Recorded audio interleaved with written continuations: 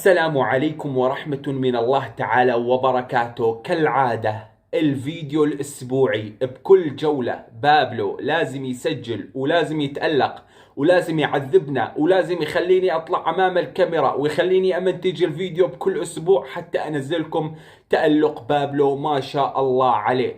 بابلو هذا الأسبوع توهج مو طبيعي حتى عن باقي الأسابيع، سجل هدفين وصنع هدف. خلونا نشوف تألق بابلو بمباراة اليوم، لكن لا تنسى لايكك الجميل واشتراكك الحلو منعا وتفاديا للحظر في هاي النوع من الفيديوهات.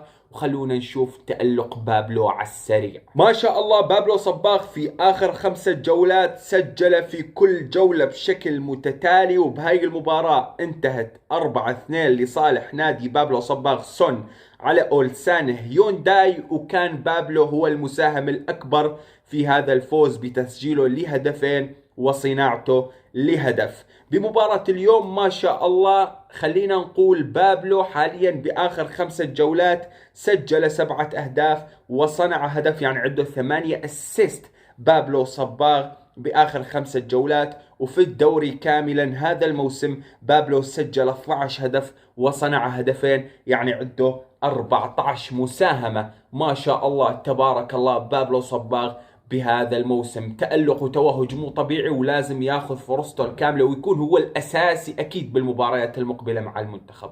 بس والله هذا كان فيديو اليوم. السلام عليكم ورحمة من الله تعالى وبركاته.